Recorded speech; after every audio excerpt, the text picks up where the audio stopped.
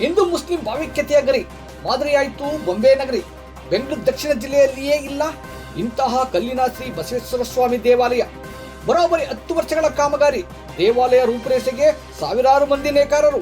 3 ಕೋಟಿ ವೆಚ್ಚದ ಭವ್ಯ ಶ್ರೀ ಬಸವೇಶ್ವರ ದೇವಾಲಯ ಲೋಕಾರ್ಪಣೆಗೆ ಕ್ಷಣಗಣನೆ.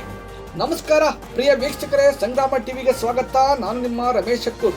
ಬೆಂಗಳೂರು ದಕ್ಷಿಣ ಜಿಲ್ಲೆ ಚನ್ನಪಟ್ಟಣ ನಗರದ ಮಂಗಳವಾರಪೇಟೆಯ ಬಸವನಗುಡಿಯಲ್ಲಿ ತಲೆ ಎತ್ತಿದೆ ಬೃಹತ್ ಶ್ರೀ ಬಸವೇಶ್ವರ ಸ್ವಾಮಿ ದೇವಾಲಯ. ಕಳೆದ 10 ವರ್ಷಗಳ ಹಿಂದೆ ಇದ್ದ ಸಣ್ಣ ಗುಡಿಯ ತೆರವಿನ ಶಂಕುಸ್ಥಾಪನೆಗೊಂಡ ಶ್ರೀ ಬಸವೇಶ್ವರ ಸ್ವಾಮಿ ದೇವಾಲಯ ಹೊರ ರಾಜ್ಯದಿಂದ ತರಿಸಲ್ಪಟ್ಟ ಸುಂದರ ಕಲ್ಲಿನಿಂದ ಬರೋಬ್ಬರಿ 10 ವರ್ಷಗಳ ಕಾಲ ಸಾವಿರಾರು ಮಂದಿ ನೇಕಾರರು ಕಾರ್ಮಿಕರ ಕಾಯ ವಾಚ ಮನಸ್ಸ ಪರಿಶುದ್ಧತೆಯಿಂದ ನಿರ್ಮಾಣಗೊಂಡಿರುವ ಅದ್ಭುತ ಭವ್ಯ ಶ್ರೀ ಬಸವೇಶ್ವರ ಸ್ವಾಮಿ ದೇವಾಲಯ ಎಂಬುದೇ ಹೆಗ್ಗಳಿಕೆ. ಭವ್ಯ ಶ್ರೀ ಬಸವೇಶ್ವರ ಸ್ವಾಮಿ ದೇವಾಲಯದ ಸೂತ್ರಧಾರ, ದಾನಿ, ಸಮಾಜ ಸೇವಕ, ನಗರದ ಪ್ರಸಿದ್ಧ SK ಗ್ರೂಪ್ ಮಾಲೀಕರಾದ ಸೈಯದ್ ಸಾದತ್ ಉಲ್ಲಾ ಸಾಕಪ್ ರವರ ಕೊಡುಗೆ ಮಹತ್ತರವಾದುದು ಎಂಬುದರಲ್ಲಿ 2 ಮಾತಿಲ್ಲ. 2025 ನವೆಂಬರ್ 1 ಶನಿವಾರ, 2 ಭಾನುವಾರ, 3 ಸೋಮವಾರ 3 ದಿನಗಳು ಕಾಲ ಬೊಂಬೆ ನಗರಿಯು ಶ್ರೀ ಬಸವೇಶ್ವರ ಸ್ವಾಮಿಯ ಹಬ್ಬದಲ್ಲಿ ತೇಲಾಡಲಿದೆ. ಶ್ರೀ ಬಸವೇಶ್ವರ ಸ್ವಾಮಿ ದೇವಾಲಯದ ಮಹಾದಾನಿಗಳು SK ಗ್ರೂಪ್ ಮಾಲೀಕರಾದ ಸೈಯದ್ ಸಾದತ್ ಉಲ್ಲಾ ಸಾಕಪ್ ಹಾಗೂ ಶ್ರೀ ಬಸವೇಶ್ವರ ಸ್ವಾಮಿ ದೇವಾಲಯ ಹಾಗೂ ವಿನಾಯಕ ಯುವಕರ ಬಳಗ ಜಿಲ್ಲೆಯ ಜನರ ನಾಡಿಮಿಡಿತ ಸಂಗ್ರಾಮ ಟಿವಿ ಜೊತೆ ಮಾತನಾಡಿದ್ದಾರೆ ನೋಡಿ. ಸರ್, ಬೊಂಬೆ ನಗರಿ ಮಂಗಳವಾರಪೇಟೆಯಲ್ಲಿ ನಾಳೆ ಇತಿಹಾಸ ಪ್ರಸಿದ್ಧವಾದ ಒಂದು ಬೃಹತ್ ಕಲ್ಲಿನ ದೇವಾಲಯ, ಶಿವನ ದೇವಾಲಯ ಪ್ರಾರಂಭ ಆಗ್ತಿದೆ, ಉದ್ಘಾಟನೆಗೊಳ್ತಿದೆ. ದೇವಾಲಯದ ನಿರ್ಮಾಣದ ಉಸ್ತುವಾರಿನ ವಹಿಸಿರ್ತಕ್ಕಂಥವ್ರು, ಆ ದೇವಾಲಯದ ಬಗ್ಗೆ ತಾವೇನ್ ಹೇಳ್ತೀರಿ? ನಾವು ಏನಂದರೆ ನಮ್ಮ ಚನ್ನಪಟ್ಟಣ ಜನಸಕ್ಕೆ, ಚನ್ನಪಟ್ಟಣ ಜನ ಎಲ್ಲ ಅಣ್ಣ ತಮ್ಮದಿರಂಗೆ ಬಾಳಬೇಕು, ಅಣ್ಣ ತಮ್ಮದಿರಂಗೆ ಇರಬೇಕು, ಎಲ್ಲ ಖುಷಿಯಾಗಿರಬೇಕು, ಯಾವುದು ಭಾವನೆ ಇರಬಾರ್ದು, ಅಣ್ಣ ತಮ್ಮದಿರಿಂದ ಆ ಥರ ಬಾಳಬೇಕು. ಅದಕ್ಕೋಸ್ಕರ ಶಿವ ಇದು ಮಾಡಿಸಿರೋದು. ಬೆಂಗಳೂರು ದಕ್ಷಿಣ ಜಿಲ್ಲೆಯಲ್ಲಿ ಒಂದು ಉತ್ತಮವಾದಂತಹ ಉತ್ತಮ ಕಲ್ಲಿಂದ ಕೂಡಿರ್ತಕ್ಕಂಥ ಒಂದು ಉತ್ತಮವಾದ ದೇವಾಲಯ, ಒಂದು ದೊಡ್ಡ ಮಟ್ಟದ ದೇವಾಲಯ. ಹೌದು. ಆ ದೇವಾಲಯ ಎಷ್ಟು ವರ್ಷ ತಗೊಂಡು? 6 ವರ್ಷ ಆಯಿತು. ಎಷ್ಟು ಜನ ಕೆಲಸ ಮಾಡಿದ್ರು? ಅದು ಗೊತ್ತಿಲ್ಲ ರೀ, ಲೆಕ್ಕ ಹಾಕಲಿಲ್ಲ. ದೇವ್ರ ಕೆಲಸಕ್ಕೆ ಲೆಕ್ಕ ಹಾಕಲ್ಲ. ದೇವ್ರ ಕೆಲಸಕ್ಕೆ ಅದು ಎಲ್ಲ ಇದು ಮಾಡೋಕ್ಕಾಗಲ್ಲ.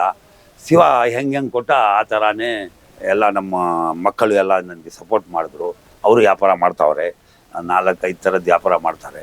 ಅವರು ಸಪೋರ್ಟ್ ಮಾಡಿದ್ರು. ನಾವು ದುಡ್ಡು ಹಾಕಿ ಕಲ್ಲೊಂದು ಪ್ರಪಂಚ ಇರೋ ಗಂಟ, ಸೂರ್ಯಚಂದ್ರ ಇರೋ ಗಂಟ ದೇವಸ್ಥಾನ ಇರ್ತದೆ. ಒಂದು ನಮ್ಮ ಇಂಡಿಯಾಕ್ಕೇನೆ ಇದು ಒಂದು ಮುಸ್ಲಿಮ್ಸ್ ಕೈಯಿಂದ ಶಿವ ನಂದಿ ಬಸವಣ್ಣಂದು ಒಂದು ದೇವಸ್ಥಾನ ಕಟ್ಟಿಸ್ದ.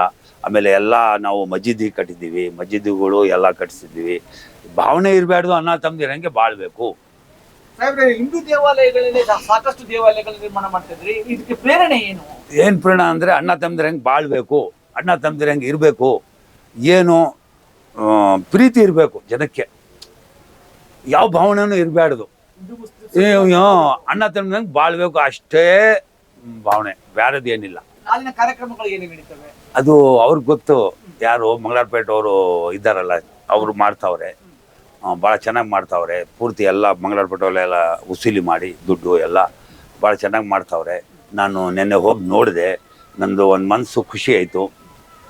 ಈ ಥರ ಶಿವ ಮಾಡೋದಲ್ಲ, ಅಣ್ಣ ತಮ್ಮದಿರಂಗೆ ಬಾಳ್ಬೇಕು. ನಮ್ಮ ಚನ್ನಪಟ್ಟಣ ಆರಾಮ್ದಾರ, ನಮ್ಮ ಇಂಡಿಯಾ ಅವ್ರಿಗೇನೆ ಇದು ಒಂದು ಭಾವನೆ, ಇದು ಒಂದು ಹೋಗಬೇಕು ಎಲ್ಲ ಪ್ರಚಾರ.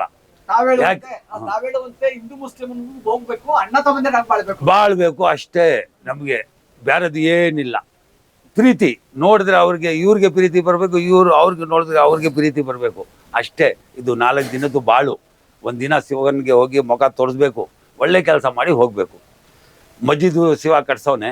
ನಮ್ಮ ಕರ್ನಾಟಕ ಒಳಗೆ, ನಮ್ಮ ಬೆಂಗಳೂರು ಮೈಸೂರು ಒಳಗೆ ಯಾವ ಮಸ್ಜಿದು ಆ ಥರ ಇಲ್ಲ, ಅಷ್ಟು ಚೆನ್ನಾಗಿದೆ.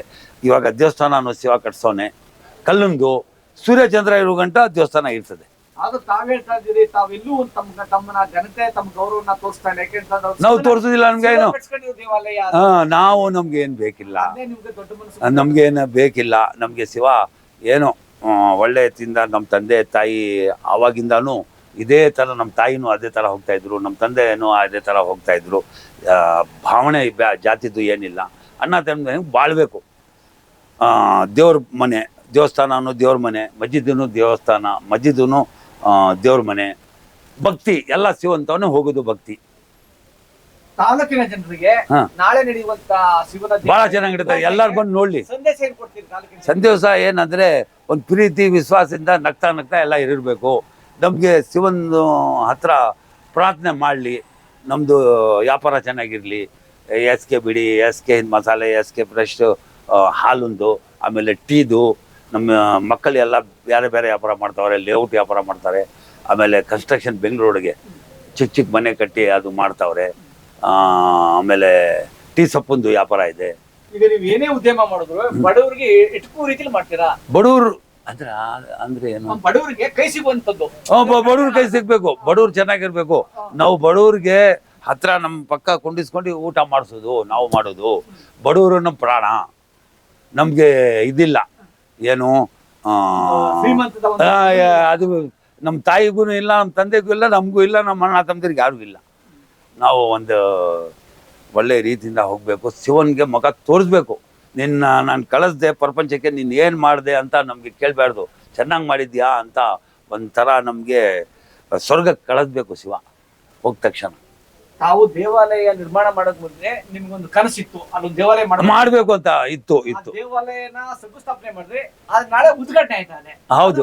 ತಾವೇನು ಸಂಕ್ಷಿಪ್ತವಾಗಿ ಹೇಳ್ಬಿಡಿ. ನಮ್ಗೆ ಒಂದು ಏನಂದ್ರೆ ಮನಸ್ಸು ಖುಷಿ ಆಗ್ತದೆ ನೋಡಿದ್ರೆ. ನಮ್ಗೆ ಅಲ್ಲೇ ಕೂತ್ಕೋಬೇಕು. ಎಷ್ಟು ಚೆನ್ನಾಗಿ ಶಿವ ಒಂದು ಮುಸ್ಲಿಂ ಕೈಯಿಂದ ಒಂದು ದೇವಸ್ಥಾನ ಕಟ್ಸ್ದಲ್ಲ, ನಾವು ಅಣ್ಣ ತಮ್ಮದಿರಂಗೆ ಬಾಳಕ್ಕೆ ಎಷ್ಟು ದೊಡ್ಡ ಕೆಲಸ ಮಾಡ್ದಲ್ಲ ಅಂತ ನನಗೆ ಭಾಳ ಸಂತೋಷ ಆಗ್ತದೆ. ನನಗೆ ದುಡ್ಡಿಲ್ಲ ಮುಖ್ಯ, ನಾವು ದುಡ್ಡಿಗೆ ಯಾವತ್ತೂ ನೋಡಲಿಲ್ಲ. ಬರೀ ಒಳ್ಳೆ ಕೆಲಸ ಮಾಡಬೇಕು. ಹುಟ್ಟಿ ಶಿವ ಇಲ್ಲಿ ಕಳಿಸಿರೋದು ಅಷ್ಟೇ ನಮಗೆ. ನಾವು ಏನು ಮಹಾರಾಜರುಗಳು ಇಲ್ಲ. ಸಂಪಾದನೆ ಮಾಡೋದು ಅಲ್ಲಲ್ಲೇ ಇದು ಮಾಡ್ಕೊಂಡು ಹೋಗೋದು. ಅಣ್ಣ ತಮ್ಮದಿರ ಎಲ್ಲ ನಾವು ಬಾಳ್ತಾ ಇದ್ದೀವಿ. ನಮಗೆ ಶಿವ ಚೆನ್ನಾಗಿ ಮಾಡುವಾನೆ, ಕೈಲೇ ಇಲ್ಲ, ಏನಿಲ್ಲ. ಶಿವನ ಆಶೀರ್ವಾದ ಇದೆ ನಮಗೆ. ನನಗೆ ಇನ್ನು ಇವಾಗ 67 ವರ್ಷ, 25 ವರ್ಷ ಥರ ಹುಡುಗ ಇದ್ದೀನಿ. ಅರ್ಥ ಆಯ್ತಾ? ಅದು ಶಿವನ ಆಶೀರ್ವಾದ ಅಷ್ಟೇ ಬೇಕಾಗಿರುತ್ತೆ ನಮಗೆ. ಶ್ರೀ ಗುರುಭ್ಯೋ ನಮಃ. ಶ್ರೀ ಬಸವೇಶ್ವರ ಸ್ವಾಮಿಯವರ ದೇವಸ್ಥಾನ ನೂತನ ದೇವಾಲಯದ ಪ್ರತಿಷ್ಠಾಪನೆ ಕಾರ್ಯಕ್ರಮ ದಿನಾಂಕ 1/11/2025 ಶನಿವಾರ ಸಂಜೆಯಿಂದ ಪ್ರಾರಂಭವಾಗಿ ದಿನಾಂಕ 2 ಹಾಗೂ 3ನೇ ತಾರೀಕು ಪೂಜಾ ಕಾರ್ಯಕ್ರಮ ಇರುತ್ತದೆ. ದಿನಾಂಕ 3/11/2025 ಸೋಮವಾರ ಬಸವೇಶ್ವರ ಸ್ವಾಮಿಯವರ ಪ್ರತಿಷ್ಠಾಪನೆಯಾಗಿ ಮಧ್ಯಾಹ್ನ 12 ಗಂಟೆ ನಂತರ ಸಾಮೂಹಿಕ ಅನ್ನಸಂತರ್ಪಣೆ ಬರುತ್ತದೆ. ಭಕ್ತಾದಿಗಳೆಲ್ಲರೂ ಈ ಕಾರ್ಯಕ್ರಮಕ್ಕೆ ಹೆಚ್ಚಿನ ಸಂಖ್ಯೆಯಲ್ಲಿ ಆಗಮಿಸಿ ಬಸವೇಶ್ವರ ಸ್ವಾಮಿಯವರ ಆಶೀರ್ವಾದಕ್ಕೆ ಪಾತ್ರರಾಗಬೇಕಾಗಿ ತಮ್ಮಲ್ಲಿ ಸವಿನಯ ಪ್ರಾರ್ಥನೆ.